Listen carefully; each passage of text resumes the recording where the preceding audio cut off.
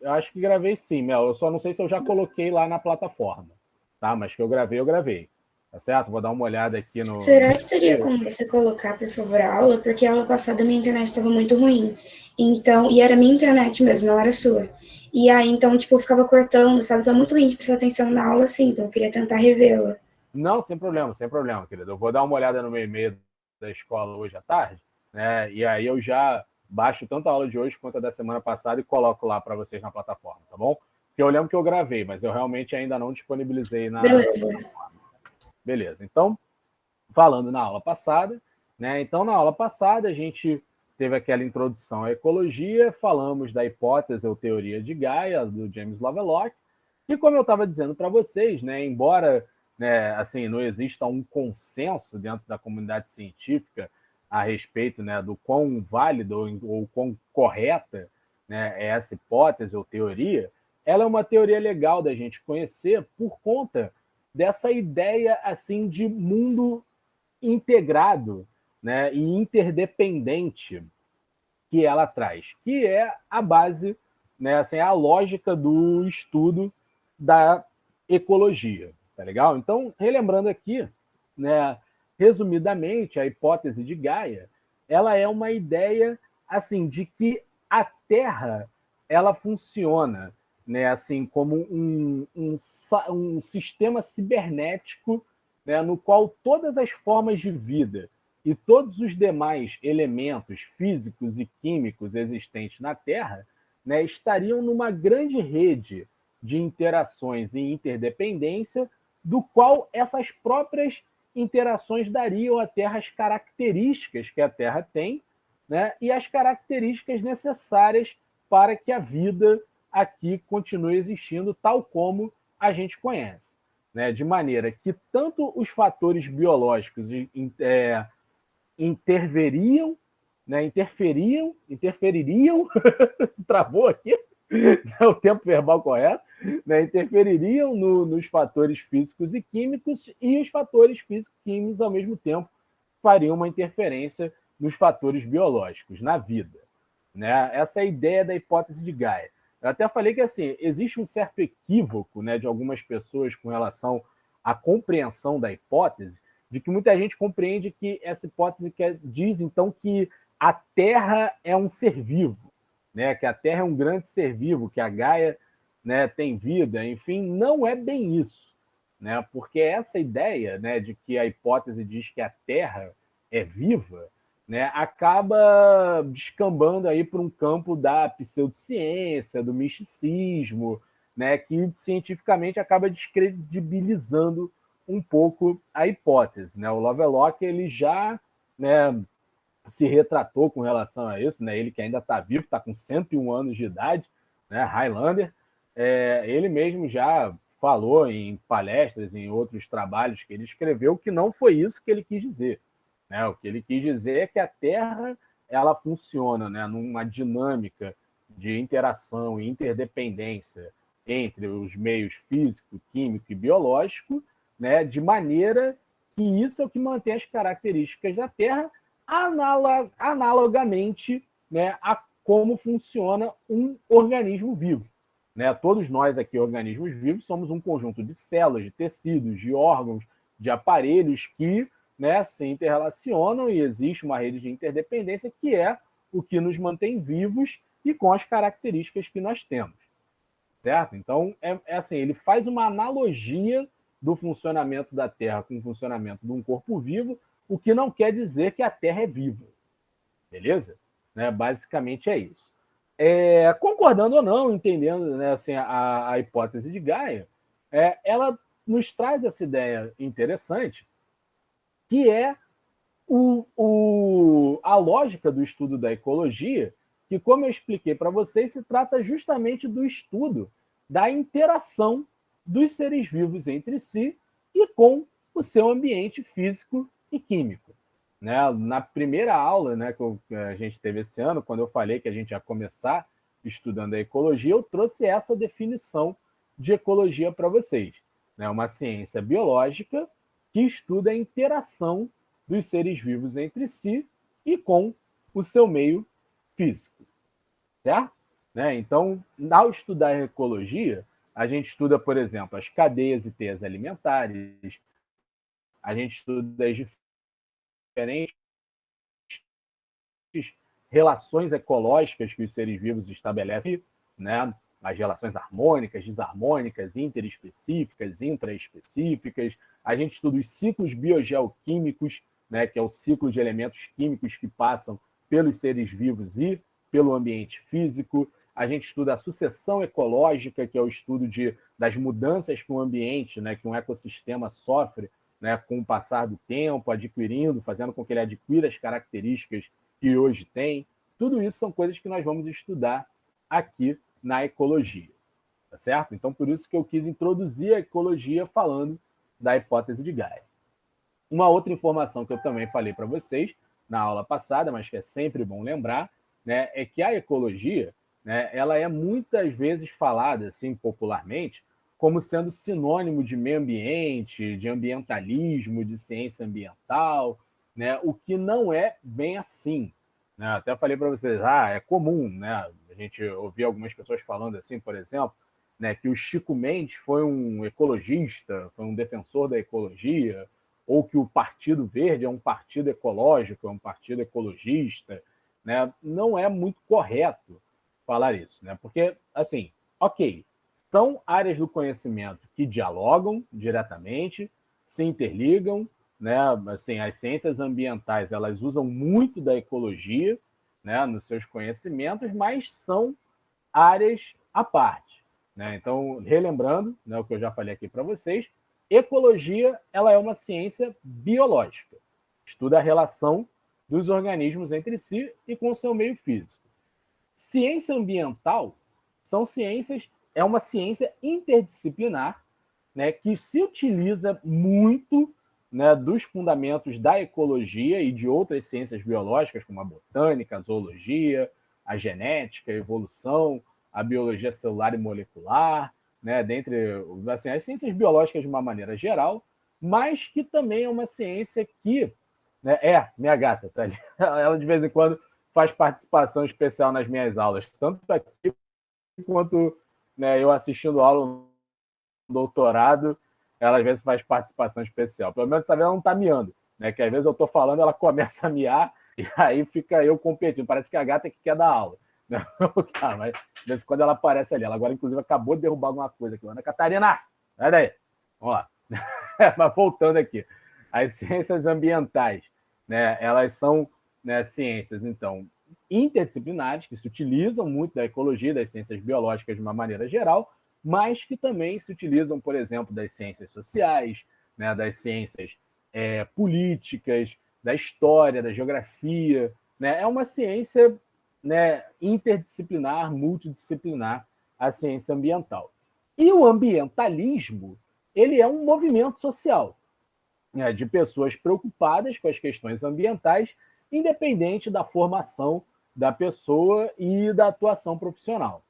Tá certo? Então, assim, para você ser um ambientalista, não necessariamente você precisa ser ecólogo, né? Ou biólogo, seja lá o que for. Você pode ser formado no que for, você pode atuar no que for e ser uma pessoa preocupada com as questões ambientais. Isso faz de você um ambientalista, principalmente se você, de alguma forma, é ativo, né, nas discussões, nas lutas, nas reivindicações, né, da causa ambiental.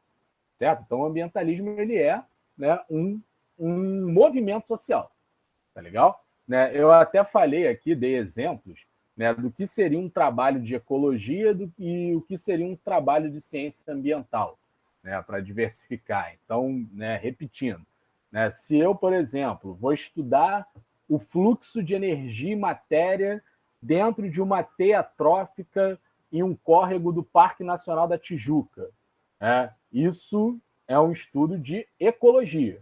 Eu vou num determinado ecossistema e vou estudar como que funciona o fluxo de energia e matéria dentro de uma cadeia alimentar, de uma teia alimentar desse local que eu estou analisando. Isso é um estudo ecológico.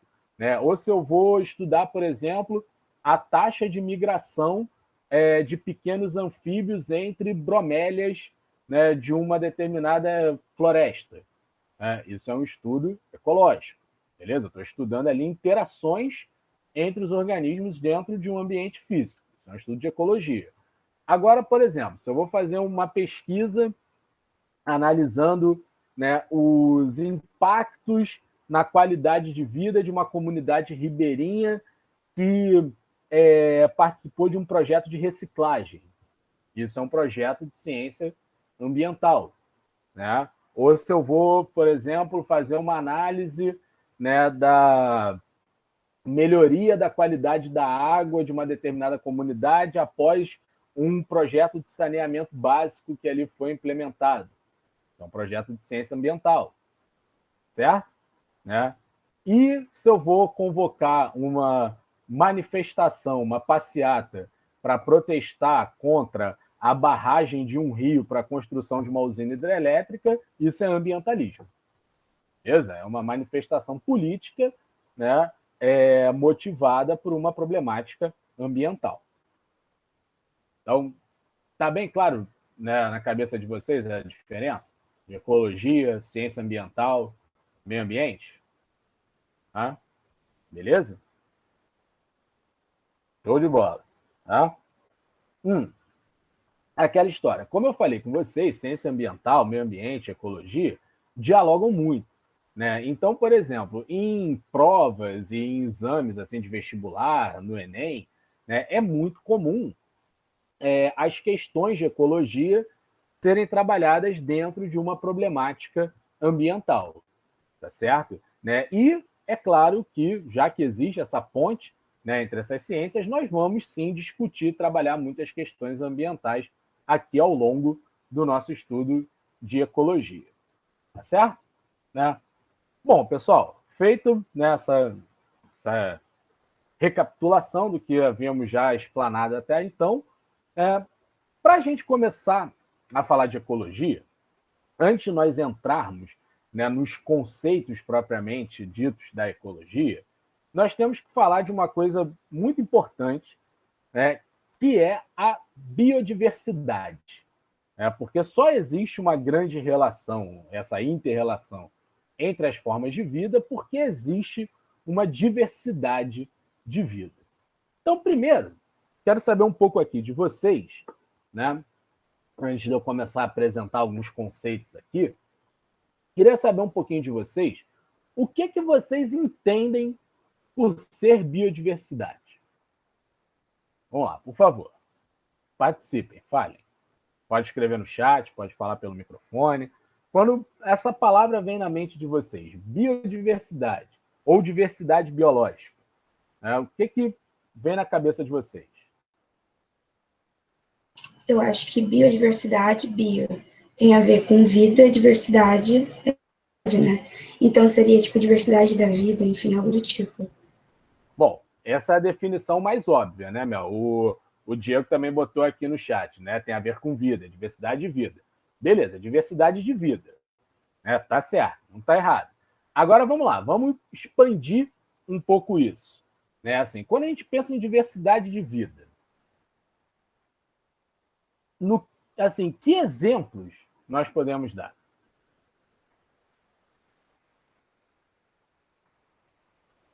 Me fiz entender? Assim, quando eu falo assim, diversidade de vida, né, a vida diversa, a gente pode pensar essa diversidade em que níveis, né, assim, de organização da vida? Agora eu consegui ser um pouquinho mais claro. Vamos ver o que vocês vão responder. Ó, Cauã botou aqui no chat, espécies. Né? Diversidade de espécies. Né? Ou seja, quantas espécies diferentes existem no mundo? Isso é um tipo de biodiversidade. Boa, Cauã. O que mais? Além disso, existe mais. Tanto para o Cauã, ele deu um exemplo que fica assim, no intermediário entre dois extremos. Ele falou da diversidade de espécies, né, de quantidades diferentes de espécies que existem no planeta. Isso é um exemplo de biodiversidade. Existem outros exemplos que vão para um nível mais abrangente que esse, né, de quantidade de espécies, e um outro que vai para um nível mais específico até, mais microscópico, digamos assim. Dê a dica aí. Vamos lá. Além dessa diversidade de espécies, que o Cauã falou. O que mais pode ser considerado biodiversidade?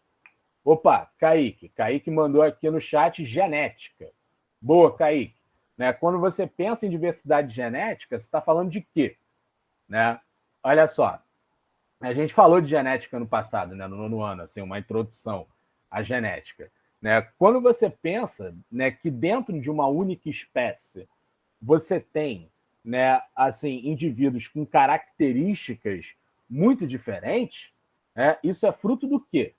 Né? Já sabemos que essa diferença de características entre indivíduos da mesma espécie, isso é fruto de uma variabilidade genética, né? Ou seja, de diferentes genes que podem existir dentro de uma única espécie ou dentro de uma única população.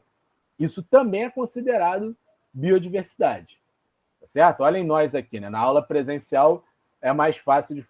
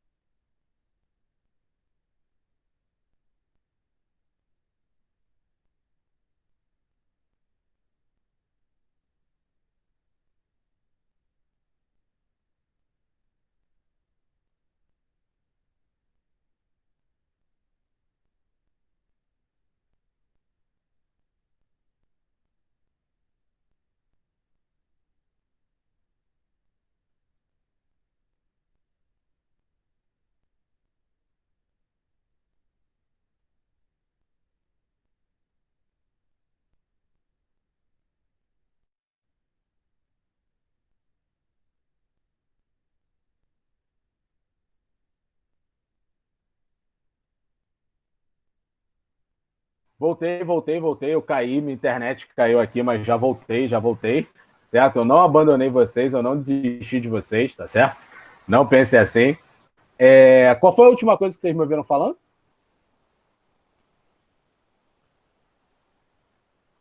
Sobre a variabilidade genérica, alguma coisa do tipo assim, aí é genética, aí você caiu. Tá certo. Né, assim, a variabilidade genética, né, uma coisa que eu falo assim, na aula presencial fica mais fácil fazer essa dinâmica, mas no imaginário dá para a gente fazer aqui também. Né, contando comigo, nós temos 15 pessoas aqui nessa sala, somos todos da mesma espécie, somos todos homo sapiens, né, mas né, cada um aqui tem características diferentes. Né, tem um tipo de cabelo diferente, tem né, cor dos olhos diferente, tem um tipo sanguíneo diferente, estatura diferente, enfim. Né? Toda essa diversidade de características dentro de uma mesma espécie é fruto de uma variabilidade genética, tá certo? Que são os diferentes tipos de um mesmo gene, né? Que são chamados alelos, tá legal? Que existem dentro de uma espécie, tá certo? Essa variabilidade genética, ela também é considerada biodiversidade, certo? Então nós temos a quantidade de espécies diferentes, é considerado biodiversidade. Nós temos a variabilidade genética ou variação genética, né? Ou diversidade genética, que também é considerado biodiversidade. O que mais? Tem mais coisa. O Diego escreveu aqui no chat o oxigênio. Diego, destrinche um pouquinho melhor aí o que você quis dizer. O que você está relacionando o oxigênio à biodiversidade? Vou te falar. Tu está no caminho certo. Tem um tipo de, né, uma categoria de biodiversidade que envolve algo semelhante a isso que você está falando. Deixa eu olhar aqui o que você botou no chat. Você botou aqui, ser sem o ar não tem vida. Né? Ok. Né? A gente precisa né, dos gases, enfim, né, do oxigênio para fazer a respiração celular, assim como os seres fotossintéticos precisam do gás carbônico para fazer a fotossíntese, né? E a gente sabe que é por meio da fotossíntese, né, são os seres fotossintéticos que iniciam toda a cadeia alimentar, todo o fluxo de energia e matéria. Então, todos nós, de alguma forma, todos os seres vivos são dependentes da existência da fotossíntese de alguma maneira, né? Mas, assim, a gente está falando de diversidade. O que associação, isso que você está falando, né, da atmosfera, tem a ver com biodiversidade? Vou te falar, existe uma categoria de biodiversidade que se enquadra nisso que você está falando. Mas tenta detalhar um pouquinho mais. Vamos lá, galera. Dê a dica para o Diego, porque o Diego foi que deu o pontapé inicial, mas todo mundo pode fazer esse exercício mental junto aqui. Vamos lá, galera. O que essa questão aí, que características que o Diego trouxe da atmosfera, do oxigênio, do ar, onde que isso se enquadra em biodiversidade? Em relação aos micro-organismos? Eles participam também, assim como todas as formas de vida. Eu não sei, eu não tô entendendo direito essa linha de pensamento. Eu tô meio... Então não vamos lá, sei. Mel. Então vamos dar um direcionamento melhor. Né? Olha só, vocês já estudaram componentes da atmosfera? Já? Alguma vez na vida? Sim, sim. Então vamos lá. Além de oxigênio, o que mais que tem no ar? Nitrogênio, gás carbônico, enfim. Nitrogênio, gás carbônico, né? Dentre outras coisas. E como que, assim, esses elementos atmosféricos, eles só ficam na atmosfera? Não, cada um tem esqueci a palavra. Alguma coisa importante. Eu esqueci a palavra. Olha só, aonde mais tem oxigênio além da forma gasosa no ar? Por exemplo, nos seres vivos tem oxigênio? Nós temos Sim, oxigênio na nossa sim. biomassa? Sim, né? Faz parte da nossa biomassa. O carbono, né? Além do carbono atmosférico, do gás carbônico, né? O elemento químico carbono, ele não está presente também em outras moléculas? Né? São as Sim. chamadas moléculas orgânicas, que são formadas por carbono. Né? E esse carbono ele não é utilizado pelos seres vivos e depois é devolvido para a atmosfera. Né? O nitrogênio também, né? Tem lá o nitrogênio atmosférico, mas nós temos também o nitrato, o nitrito, a amônia, né? Temos moléculas orgânicas, como, por exemplo, as bases nitrogenadas, que formam o DNA e o RNA, que também, né, tem nitrogênio na sua composição. Né? Como é que se chama esse movimento de matéria, né, do qual ela está num lugar, vai para outro, é utilizada, aí vai para outro lugar e volta para o lugar da onde surgiu, e aí é utilizada de novo? Como é que se chama esse... Ciclo. Ciclo. Boa, Mel. Ciclo. Né? Existe, né, uma das, assim, dos objetos, de elementos de estudo que nós vamos ter na ecologia, que são chamados ciclobiogeoquímicos. Né? Falei até agora há pouco isso. O que acontece? Os elementos químicos, eles circulam entre os seres vivos, a Terra, e existe uma diversidade de ciclos biogeoquímicos. Nós temos o ciclo da água, nós temos o ciclo do carbono, o ciclo do oxigênio, o ciclo do nitrogênio, o ciclo do fósforo, né? São vários ciclos biogeoquímicos. Então, essa diversidade de fluxos de matéria que existe na natureza também é um parâmetro da biodiversidade. É a diversidade, né, de circulação de elementos, de fluxo de energia e matéria na natureza. Também é um exemplo de biodiversidade. Sacaram? Então, falamos de, né, diferença, assim, quantidade, né, de espécies diferentes. Falamos de variabilidade genética e de diversidade de ciclos. Tem mais um aí, tá faltando um para vocês falarem. Eu já vou dar logo a dica, que é o mais macro, assim. É o que a gente melhor consegue ver a olho nu. Também é considerado um nível da biodiversidade. Fala para mim.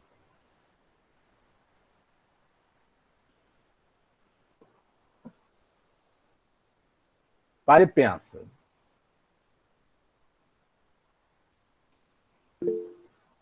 Vamos lá, Júlia. A Júlia mandou no chat pedindo para eu repetir. Né? falta falar de um nível de biodiversidade que vocês ainda não falaram, tá? E eu já dei a dica que é o nível assim mais macro.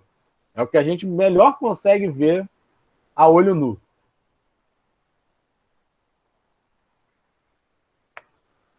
Vou dar uma dica, hein? Vamos lá, vou dar outra dica. Todo mundo aqui é da região metropolitana do Rio de Janeiro, né? Todo mundo aqui é ou carioca, ou niteroense, ou gonçalense, enfim. Mora nessa área aqui, certo? Né? Se não de nascença, pelo menos, né, moram hoje. Beleza, alguém aqui já viajou para um outro estado? Já saiu do estado do Rio de Janeiro, ou até mesmo do país, enfim. Vamos lá, Ana Júlia, Mel. Ana Júlia, você já viajou para onde? Diego também, Cauã também. Fale aí, para onde vocês viajaram? Pode colocar aí no chat ou falar no microfone. Para que estados do Brasil ou países vocês já viajaram? Diego foi para os Estados Unidos. E você sabe onde nos Estados Unidos? Ó, Ana Júlia já foi para Minas e para o Chile. Ana Júlia? Aí, o Diego foi para Orlando. Beleza. Ana Júlia, você que foi para o Chile. Ó, o outro Diego já foi a Salvador. Né? O Diego, além de Orlando, foi para Miami. Você foi para a Flórida, né, Diego? É o estado da Flórida. Tem lá Orlando, Miami. Né? Cauã já foi para São Paulo e Minas. Beleza. Deixa eu perguntar aqui. Ana Júlia, você que já foi para o Chile, deixa eu te perguntar um negócio. Qual é o oceano que banha a costa do Chile? A Júlia já matou a charada, mas deixa a Ana Júlia responder a minha pergunta. Ana Júlia, qual é o oceano? Não sabe? É o Pacífico, tá certo? Até a da costa do... Isso, valeu, Diego, obrigado. O Pacífico, beleza? Né? Já a costa aqui do Brasil é banhada pelo oceano Atlântico, obrigado, Cauã. A Argentina também, Diego, beleza. Né? Isso mostra o quê? Que o ecossistema oceânico, né, que banha a costa daqui é diferente do que banha de lá. Né? Uma outra diferença de costas, por exemplo, o Diego foi para os Estados Unidos e foi para a Flórida. Né? Os Estados Unidos, ele é um país que ele tem duas regiões costeiras. Né? É a costa oeste, a costa leste e a costa oeste. Né? A costa leste, que é onde tem o estado da Flórida, para onde o Diego foi, é a costa do Atlântico, banhada pelo Oceano Atlântico. Já a costa oeste, né, que é onde tem a Califórnia, tipo, cidades como Los Angeles, São Francisco, San Diego, essa é a costa do Pacífico. Né? Beleza? São duas costas num único país, em duas extremidades. Tanto que nos Estados Unidos eles têm um termo, né, que quando eles querem expandir algo pelo país inteiro, eles falam assim, de costa a costa, né, coast to coast, né, de costa a costa, ou seja, de uma ponta do país à outra, da costa do Atlântico à costa, né, do Pacífico. Eles lá têm essa divisão geográfica, né, assim como aqui a gente tem as regiões, né, sul, sudeste, né, nordeste, centro-oeste, norte, enfim, lá eles têm a costa leste e costa oeste, que é justamente, né, por conta dessa diferença dos oceanos que banham cada ponta do país. Né?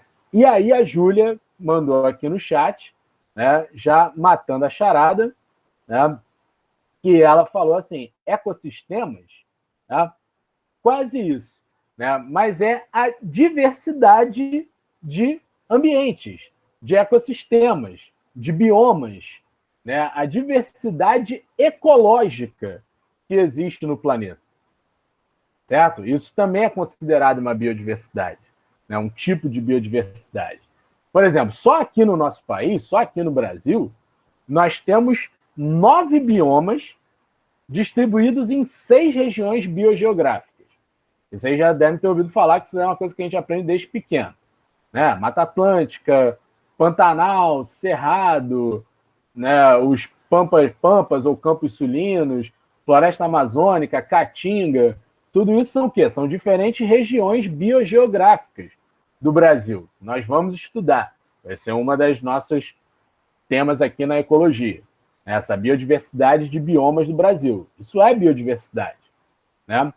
No mundo, existem diferentes tipos também de biomas, né? Biomas são os ecossistemas terrestres, né? Por exemplo, existem as florestas, que são locais assim com uma vegetação de grande porte, com a mata fechada.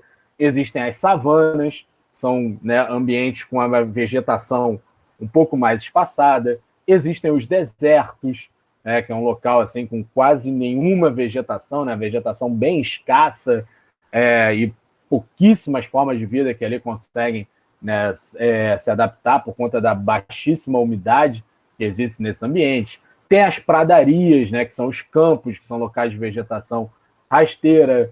Temos os polos, né? Enfim, existe uma grande diversidade de ecossistemas.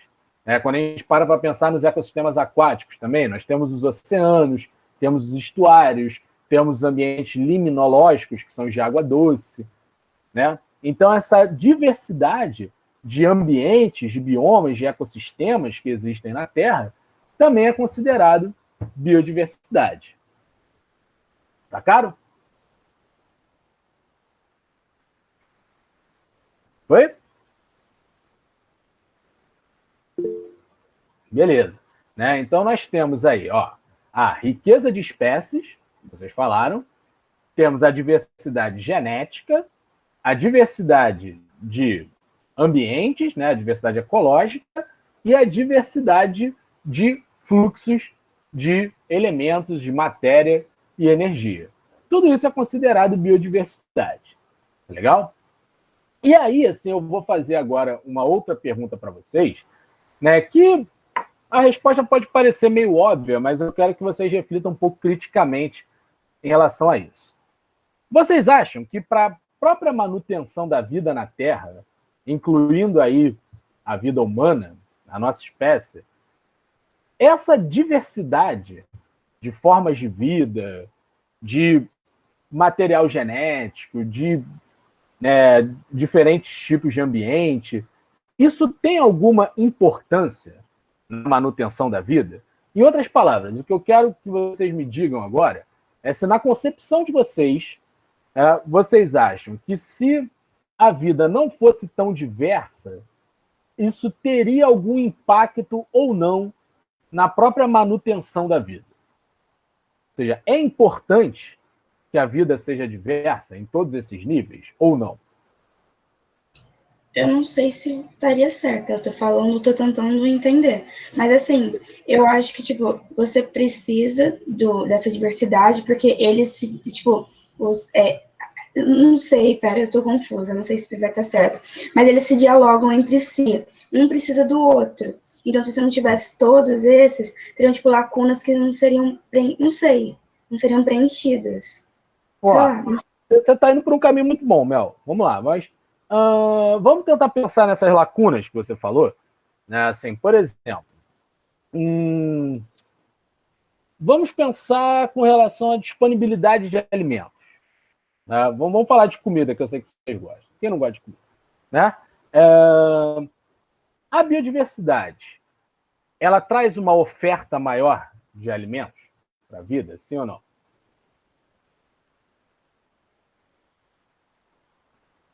Sim. Né? Sim. Podem pensar na nossa espécie. Fica mais fácil quando a gente pensa no nosso caso. Né? Quando a gente para pensar, por exemplo, em proteína animal. Né? A gente se alimenta de gado bovino, gado suíno, de galinha, peixe, crustáceo, moluscos. Né? Olha a diversidade de animais que nos servem de alimento, né? Que podem ser utilizados para a nossa alimentação. Pensa agora também na diversidade vegetal. Aí, né, a gente se alimenta de folhas, de legumes, de tubérculos, de raízes, né, das mais diversos tipos, né, de frutos, né, e dentre esses tem vários. Né, só, sei lá, vamos pensar aqui, por exemplo, só quando você para pensar em batata, por exemplo, você tem a batata inglesa, você tem a batata asterix, você tem a batata baroa, você tem a batata doce, né? Olha a quantidade, a diversidade, né, de um único tubérculo, né, que a gente pode utilizar na nossa alimentação. Então, olha o efeito positivo aí da biodiversidade, né? Isso daí foi um exemplo de, né, assim, pensando na riqueza de espécies. Quando vocês param para pensar, por exemplo, na diversidade genética, vocês conseguem ver alguma importância assim para a vida com relação à diversidade genética?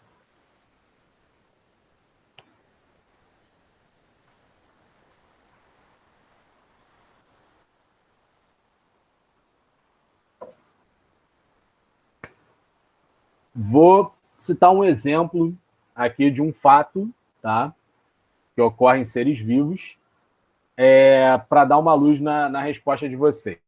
Já ouviram falar num processo chamado partenogênese? Só responde sim ou não. Partenogênese. Não, né? Partenogênese é uma capacidade que algumas espécies têm, isso é muito comum nos répteis, por exemplo, que é a capacidade que uma fêmea tem de gerar uma nova vida sem a necessidade de fecundar com gameta masculino. A fêmea consegue, a partir do seu próprio óvulo, gerar um novo indivíduo, sem ter a necessidade de fecundação. Certo? A gente vai estudar isso lá para o final do ano, quando a gente falar de biologia reprodutiva, a partenogênese. Tá? Vou falar um fato sobre as espécies que são capazes de fazer partenogênese. Essas espécies que são capazes de realizar esse tipo especial de reprodução só realizam essa reprodução em casos assim muito extremos. Por exemplo, se houver uma escassez de macho no ambiente, está com pouco macho na população, as fêmeas não estão conseguindo encontrar macho para copular, o tempo está passando, a fêmea está há muito tempo sem reproduzir, né? Ela tem que deixar a contribuição para a continuidade da espécie dela e para a manutenção dos genes dela, né, na sua espécie antes de morrer, né? Enfim, a reprodução biologicamente tem essa função, aí, pá, ela faz a partenogênese. Né? Ou em casos, por exemplo, um caso que ficou famoso um tempo atrás foi de uma fêmea daquele dragão de Komodo, né, que é um lagartão, né, de uma fêmea que que fez partenogênese num zoológico na Inglaterra. Né? Então ela era um animal de cativeiro, não tinha contato com machos da sua espécie, nunca reproduziu na vida. Quando ela já está ficando velhinha, ela fez a partenogênese, né, que é para garantir a parcela dela de contribuição na manutenção da espécie dela. Então, mesmo essas espécies que têm essa capacidade, só fazem esse processo, né, em casos especiais. Se ela tiver macho para reproduzir, ela vai preferir reproduzir com macho a fazer partenogênese. Por quê?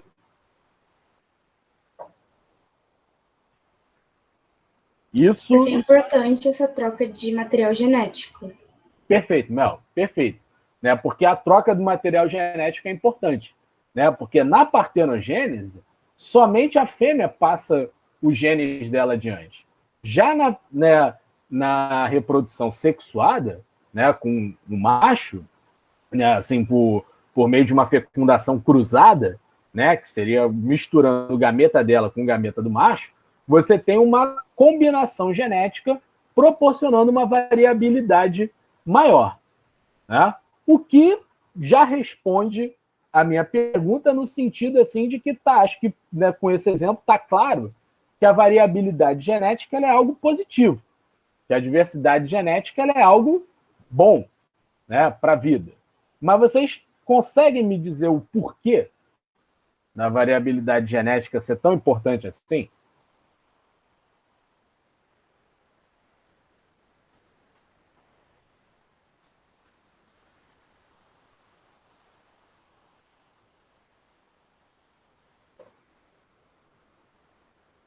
E aí? Alguém se arrisca? Alguém tenta?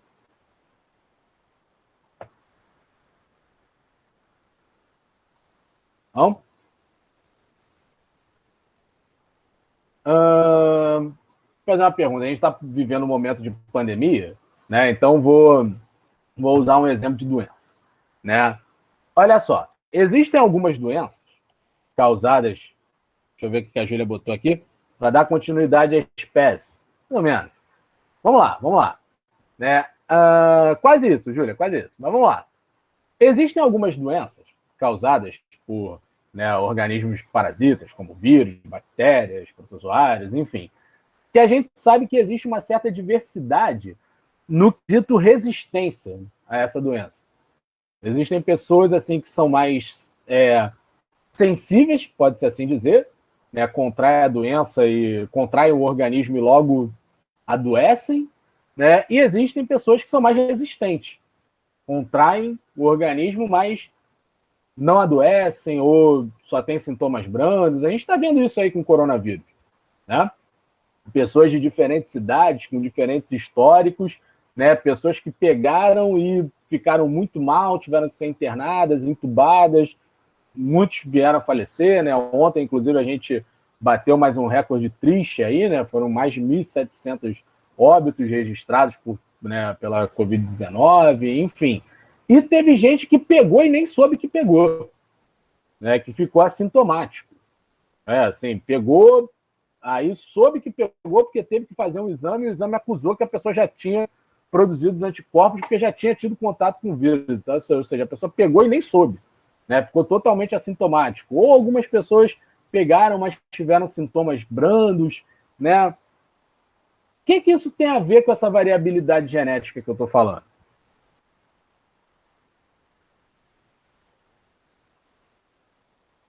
Significa o quê? Quando a gente para pensar no porquê de algumas pessoas serem mais resistentes ou mais sensíveis a uma determinada infecção, isso pode estar... A explicação para isso pode estar onde?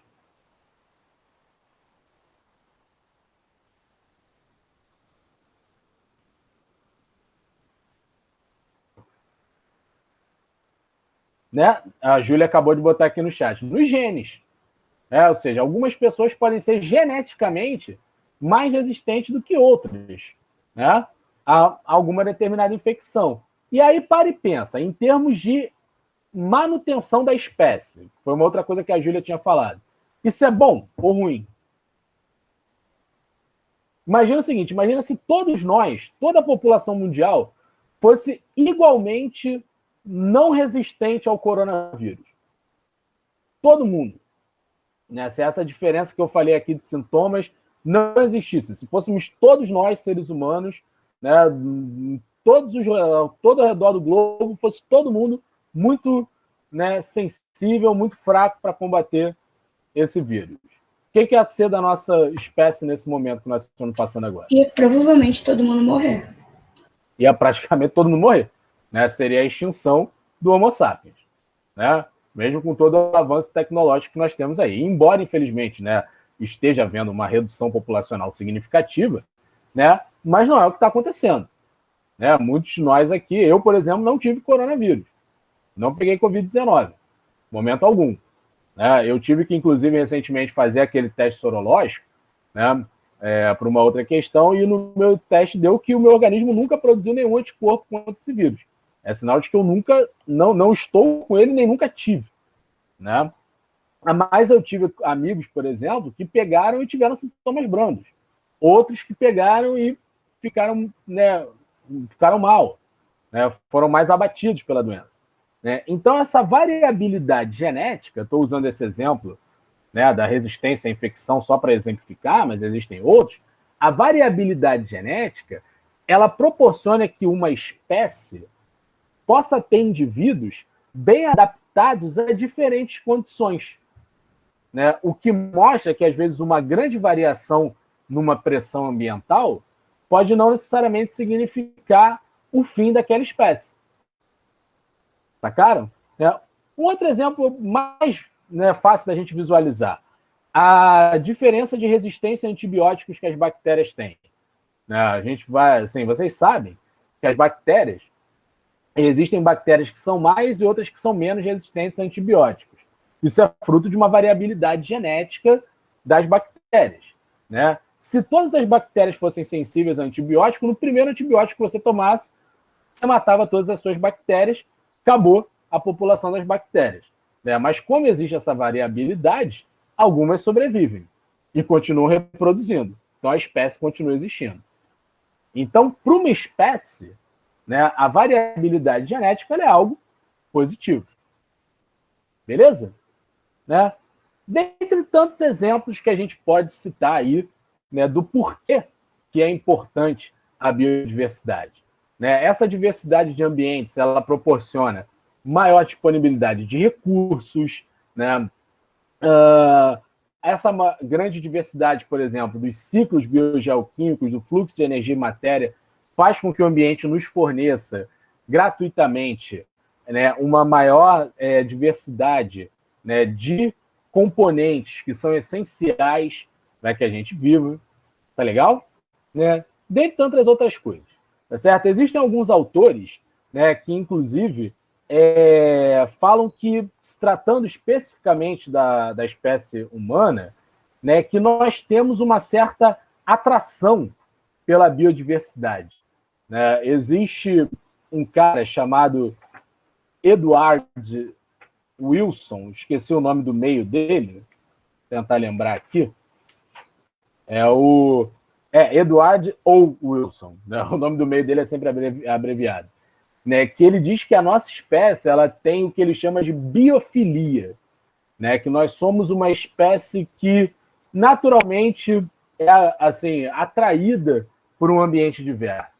Né? Muita gente gosta de ir fazer um passeio para um local que tem uma paisagem natural e observar as árvores, os pássaros, os animais, né? Outros animais que por ali passam, ou que gostam de ir para uma praia, mergulhar numa praia e ver um recife de coral com um monte de peixe, de crustáceo, de equinodermo, enfim, né, de mamíferos marinhos, tartaruga marinha, nadando ali, né, uma coisa que chama a nossa atenção. Né? Então, a biodiversidade, ela por si só, né, nos traz assim, né, bem-estar, né, assim, psicológico, físico, mental, né, de uma maneira geral. Tá legal, gente? Então, ninguém quer fazer alguma pergunta em relação a isso aqui?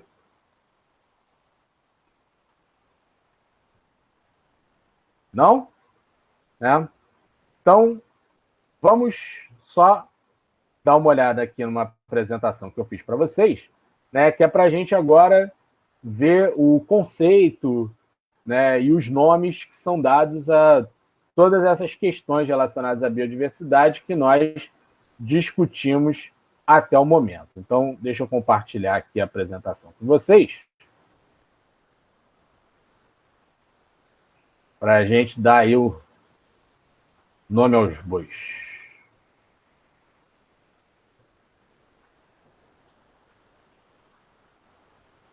Tirar. Apareceu aí, ó, biodiversidade? Sim, tá aparecendo. Beleza. Né? Então, aqui, assim, nessa própria imagem, né, vocês já podem ver aqui que biodiversidade tem um monte de desenho, né, de um monte de animaizinhos, de plantas, né, meio que ilustrando, né, assim, esse conceito mais óbvio da biodiversidade que vocês, né, mataram logo de cara, que é essa, né, diversidade de vida, diversidade, né, de espécies que existem. Tá certo? Então, vamos a alguns conceitos aqui, né, que a gente já trabalhou aqui, mas só, né, para vocês visualizarem conceitualmente como que a coisa é. Então, diversidade biológica ou biodiversidade, né, refere-se à variedade de espécies existentes na Terra, aos genes que essas contêm, né, ou seja, diversidade genética, os ecossistemas em que elas vivem e os processos dos ecossistemas, como o fluxo de energia e os ciclos de nutrientes que sustentam toda a vida. Né? Então, esses níveis de biodiversidade que vocês mesmos aqui no nosso papo, né, chegaram à conclusão, é isso que se refere à diversidade biológica ou biodiversidade. Certo? Então, ó, mais uma vez, diversidade biológica ou biodiversidade refere-se à variedade de espécies existentes na Terra, aos genes que essas espécies contêm, à diversidade de ecossistemas onde as espécies vivem e à diversidade de fluxo de energia e ciclo de nutrientes que sustentam a vida. Certo? Só uma curiosidade aqui, isso aqui é uma coisa que a gente vai trabalhar melhor no ano que vem, né, que é quando a gente vai falar de classificação biológica e tudo mais, né, ainda falta muito, né, se Deus quiser até lá, já presencial, né, enfim, estou com saudade de ir para a escola, de ver o rostinho de vocês, né? Mas existe assim uma definição clássica de espécie, que foi proposta pelo Calvin-Linné, né, ou Linneu, que seria um conjunto de indivíduos que podem combinar e gerar uma descendência fértil. Né? Dentre as categorias de classificação biológica, né, a espécie é a categoria mais básica, ou seja, quando você vai ali no nível mais específico, por assim dizer. Né? E existe uma definição clássica de espécie que é essa. Né? São organismos capazes de reproduzir e deixar uma prole fértil, ou seja, deixar descendentes que também serão capazes de reproduzir. Essa é a definição clássica de espécie.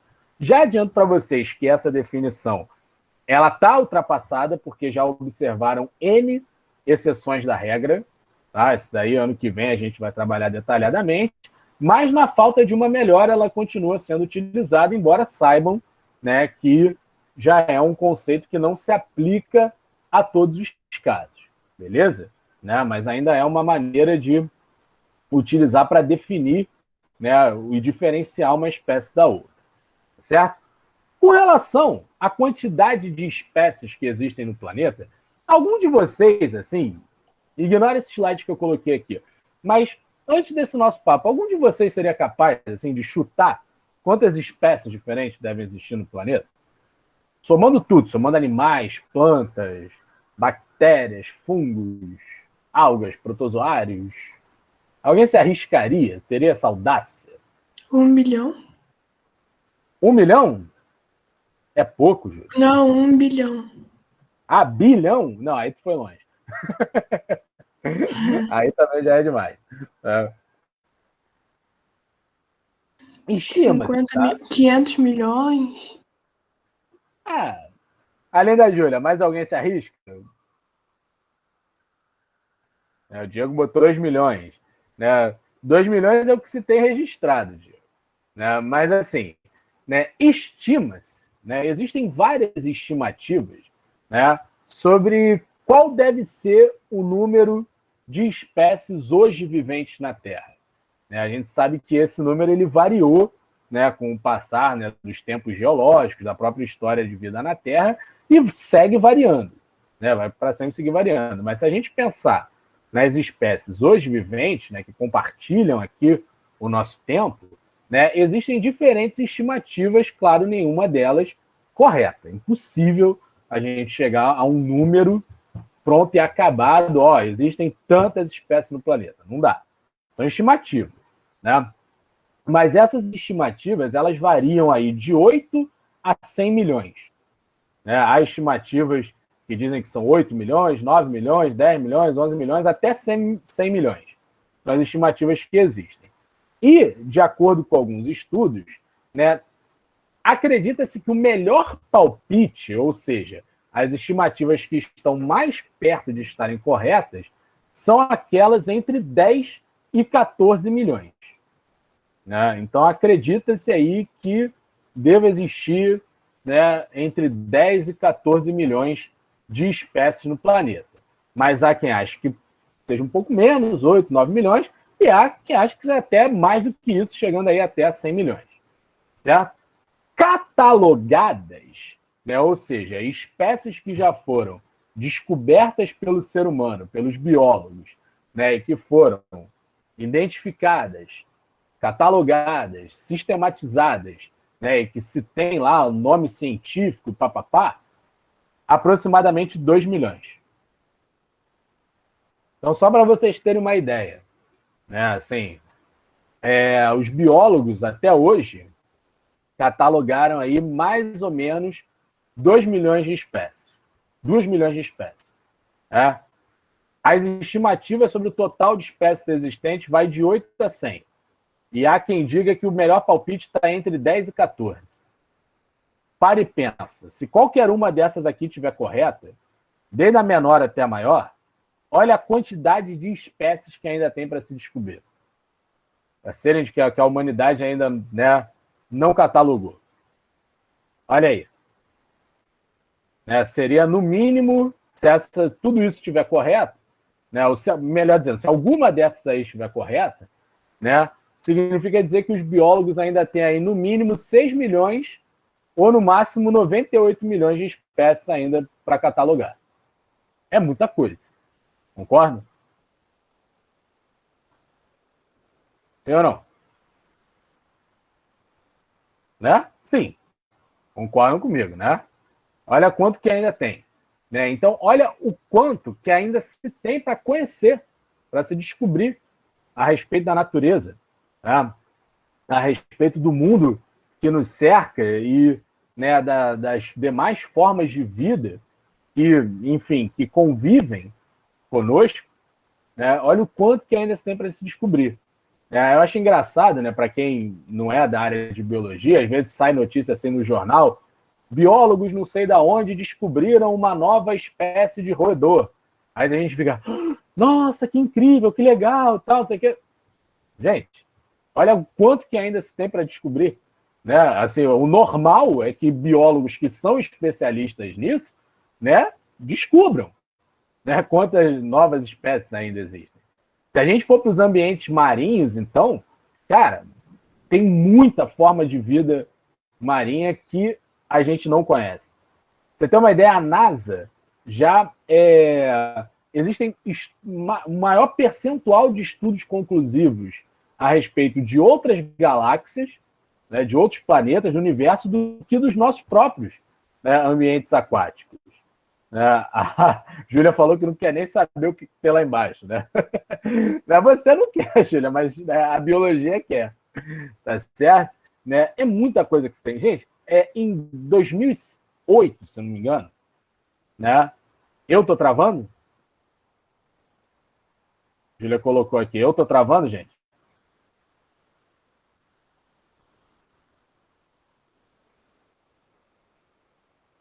Ah, tá. A Júlia falou que não. Então deve ser a dela. Falaram aí, vai que tem um bicho de 7 cabeças, né? Estranho, enfim. Né? Pode ser que tenha. Né?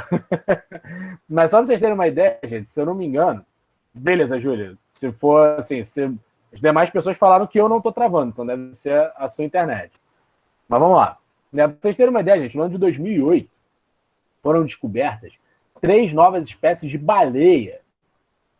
Baleia, 2008 foi há 13 anos atrás, quase 13 anos atrás. Né? Não tem tanto tempo assim. 3 novas espécies de baleia, gente. Uns bichos assim que são do tamanho do meu apartamento. Que a humanidade nunca tinha visto antes. Né? Então, ou pelo menos não cientificamente falando, né? Nunca tinha sido... A ciência nunca havia catalogado essas espécies antes. Então, só para vocês terem uma ideia do quanto, né, que ainda se tem para descobrir. Beleza? Vamos lá. Então, ó, essa imagem aqui, não sei se pelos slides aqui no computador vocês estão conseguindo ver, mas abrindo o PowerPoint em casa dá para ver legal. Eu vou disponibilizar também na plataforma para vocês isso, tá? Mas essa imagem aqui, ela ilustra e traz uma definição, né, simples desses níveis de biodiversidade que nós estávamos falando. Então, aqui, né, você tem a chamada diversidade de espécies, né, que é a quantidade e abundância de espécies presentes em diferentes comunidades. Aqui tem uma ilustração do que seria essa diversidade ecológica, né, ou seja, os diferentes tipos de ambiente que existem na Terra, certo? Aqui mostrando a diversidade do fluxo de energia e matéria, tem aqui, né, a ilustração de alguns ciclos biogeoquímicos, aqui o fluxo de energia e matéria acontecendo numa cadeia alimentar, coisa que a gente ainda vai estudar, e aqui seria a ilustração da diversidade genética, né? Está mostrando várias conchas de molusco com cores e formatos diferentes. Beleza? Então, só trazendo aqui definições para esses conceitos, né? Diversidade ou riqueza de espécies é o número e a variedade de espécies presentes em qualquer comunidade biológica, é o componente mais óbvio da biodiversidade, né? Então, em qualquer comunidade biológica, a variedade, né, a quantidade de espécies diferentes ali encontradas consiste na diversidade ou na riqueza de espécies daquela comunidade. A diversidade genética ou variabilidade genética seria a variabilidade de genes encontradas em uma população ou em uma espécie, né? Então, a diversidade, né, de genes que leva a diversidade de diferentes características dentro de uma única espécie ou de uma única população consiste na variabilidade genética ou diversidade genética. Diversidade de ecossistemas ou diversidade ecológica, né, consiste na variedade de ecossistemas terrestres ou aquáticos existentes na Terra. Né? Quando se trata de diversidade terrestre, né, de ecossistemas terrestres, são os chamados biomas, que a gente vai estudar aqui também, né, biomas que são diferentes ecossistemas terrestres que têm, né, uma vegetação característica, animais característicos, um clima característico, dentre, né, uma combinação, né, de características biológicas e abióticas, né, físicas e químicas, consistem nos biomas, né, alguns exemplos aí de biomas que existem no mundo são os desertos, as florestas, as pradarias, savanas, né? Então essa é a diversidade ecológica e a diversidade funcional, variedade de processos como fluxo de matéria e energia nas teias alimentares e nos ciclos biogeoquímicos. Certo? Então esses são os conceitos, né, dos tipos diferentes de biodiversidade, de classificações diferentes que estão dentro do conceito de biodiversidade que nós falamos aqui. Show? Então, né, só ilustrando aqui, ó, aqui uma imagem, né, que mostra diferentes espécies de animais, de plantas, né? Temos aqui uma onça, uma arara, aqui nós temos a planta do guaraná, temos aqui algumas orquídeas, uma borboleta, né? Temos uma rã, né? Uma pereré, ou uma perereca, não estou conseguindo visualizar direito aqui, mas, enfim, é um anuro, né? É a ordem dos anuros, que é como se chama essa ordem da classe dos anfíbios, aqui um tucano, temos aqui um mamífero marinho, aqui cágados, beleza? Mostrando o quê? Né? Riqueza e diversidade de espécies. Alguém se arriscaria a dizer que bioma é esse? Pelas espécies de plantas e animais que aqui aparecem?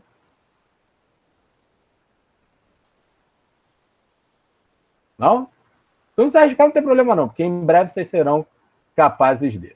Tá certo? Então, aqui uma imagem que ilustra, né, uma riqueza de espécies. Isso aqui, né, é um fenômeno chamado crossing over, ou permutação, né, que é um dos principais fenômenos biológicos, né, biomoleculares, responsáveis pela variabilidade genética.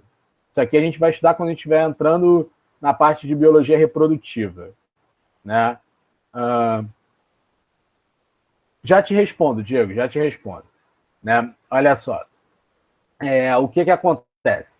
Né? Durante a formação de gametas, né, de espermatozoide, óvulos, você tem uma distribuição dos genes, né, para esses gametas. Só para vocês terem uma ideia, os gametas eles têm metade dos genes que as demais células que formam o nosso corpo, beleza? Porque é a partir dos gametas, né, que é da fusão de dois gametas, que o novo indivíduo vai surgir.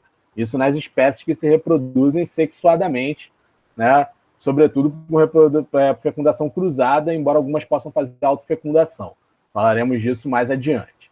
Tá legal? Né? E aí, cada gameta recebe metade dos genes desse indivíduo. E a distribuição desses gametas, ela muitas vezes, desses genes, desculpa, para os gametas, ela é feita de uma maneira aleatória.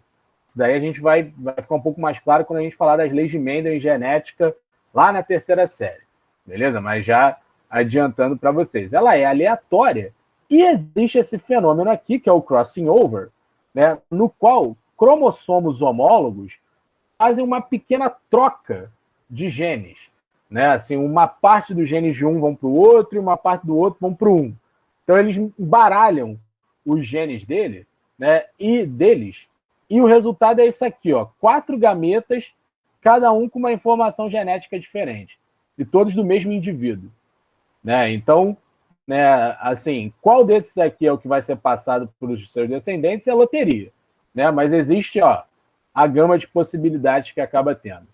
Então, a nossa própria natureza, né, biomolecularmente falando, já pensando lá na produção dos nossos gametas, ela já é, né, já tem mecanismos que favorecem essa variabilidade genética, essa biodiversidade genética, né? Vocês verem como que, para a natureza, isso é vantajoso.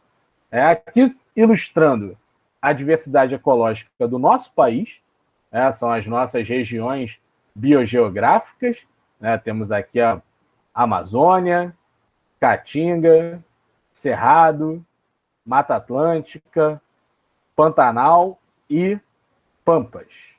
São as 6 regiões biogeográficas do Brasil, e além dessas 6 ainda tem mais 3 biomas que a gente vai, espalhados aqui por elas, que a gente vai estudar um pouquinho mais para frente. E aqui só ilustrando um fluxo de energia e matéria transmitida ao longo de uma cadeia alimentar, né? Começando aqui com a fotossíntese, né? Com a ação dos produtores, o consumo dos consumidores primários, consumidores secundários, terciários, e assim vai, para mostrar aí essa dinâmica do fluxo de matéria. Tá bom? Bom, deixei aqui uma dica de um vídeo no YouTube que fala justamente sobre isso, por que a biodiversidade é importante para nós, né? A gente discutiu isso aqui agora há pouco, fica a dica do vídeo aí, tá certo? Para vocês quiserem ver. E só para fechar essa aula, trouxe essa tabelinha aqui falando um pouco sobre os chamados serviços ecossistêmicos, né? O que são serviços ecossistêmicos? Tem a ver também com essa importância da biodiversidade, né? São determinados serviços que a natureza fornece para a humanidade simplesmente pela natureza existir, né? Quando a gente para pensar, né, em chamados recursos naturais, né, ou coisas que a natureza nos fornece para que nós, né, possamos continuar vivendo, certas coisas a natureza nos fornece simplesmente porque a natureza existe, né? Diferente de outros tipos de recursos ou serviços que dependem, né, da intervenção antrópica, que dependem que a humanidade intervenha naquele serviço, naquele local, né, para construir algo útil para o ser humano, né? A natureza ela é capaz de nos fornecer algo simplesmente porque a natureza existe, certo? Né? E existe uma classificação desses serviços ecossistêmicos, que é essa aqui que eu estou mostrando para vocês.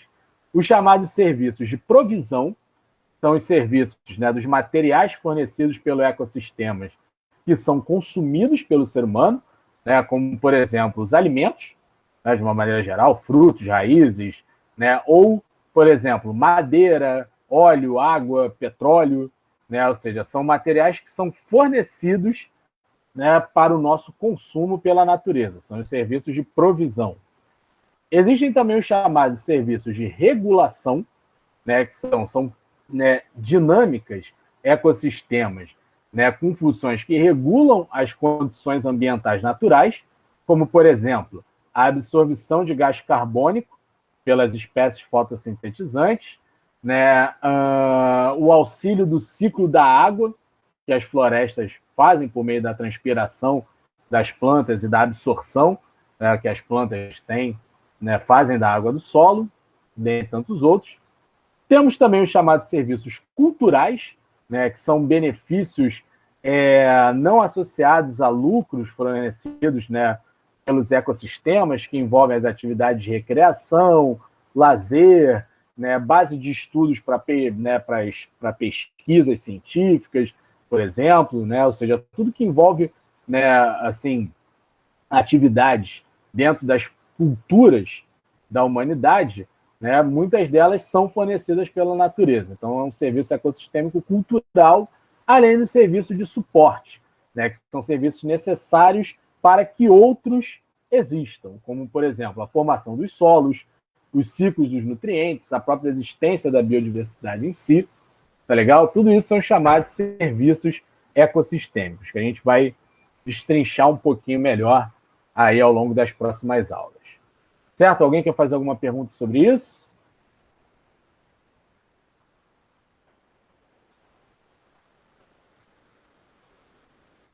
Nenhuma pergunta? Então, deixa eu fechar aqui a apresentação, voltar aqui para a tela grande, né? O Diego me perguntou aqui no chat se é possível reviver uma espécie já extinta. Né? Então, vamos lá. Primeiramente, o conceito de espécie extinta é justamente uma espécie que não existe mais. Né? Uma das coisas que a gente vai voltar a discutir mais para frente, né, é essa tabela de classificação, né, sobre extinção de espécies. Né? Existe uma categorização com relação aí à diminuição de indivíduos. Né? As espécies que estão em risco de extinção, ameaçadas de extinção, em processo de extinção, e as espécies que estão extintas.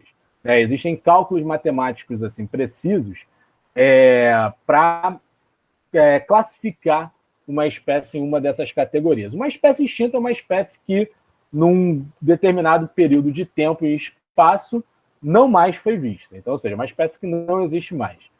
Sobre essa questão de reviver, né, espécies já extintas, eu digo, assim, tem um pouco de fantasia nisso, sim, tipo, né, Jurassic Park, lá, ficção científica, tudo mais, mas existem algumas técnicas, assim, né, biotecnológicas, que supõe-se que talvez isso possa ser feito. Né?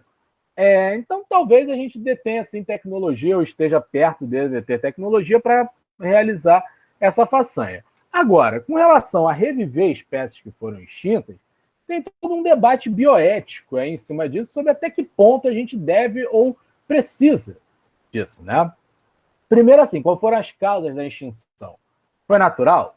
Né? Porque a extinção de espécies ela faz parte de uma dinâmica natural do planeta. Né? Por exemplo, os mamíferos não teriam se desenvolvido não fosse a extinção dos grandes répteis. Certo? Né? Então, à medida que a vida vai, né, exercendo a sua dinâmica, espécies antes existentes vão entrando em extinção para dar origem a novas espécies. Tá certo? Né? Isso é uma dinâmica ecossistêmica natural. Tá certo? Né? Agora, o que levou à extinção dessa espécie? Foi uma intervenção antrópica?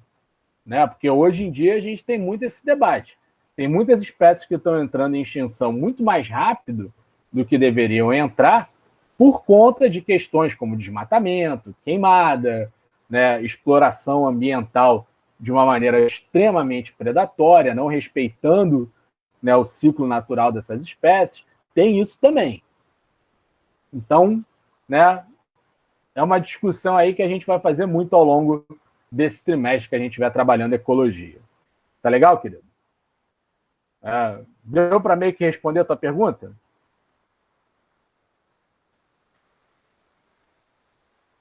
Oi? Pessoal, então vamos lá. Alguém mais quer fazer alguma pergunta sobre isso? Quer falar alguma coisa sobre isso?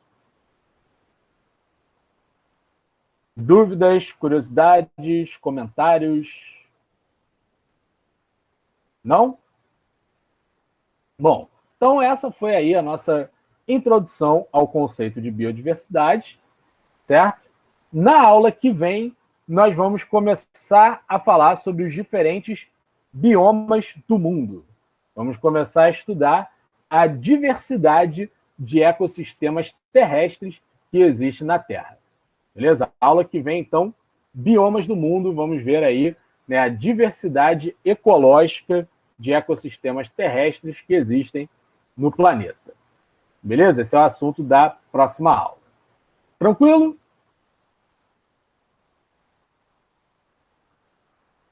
Respondam, por favor, para eu saber se vocês estão tranquilos mesmo ou não. Só dizer sim ou não.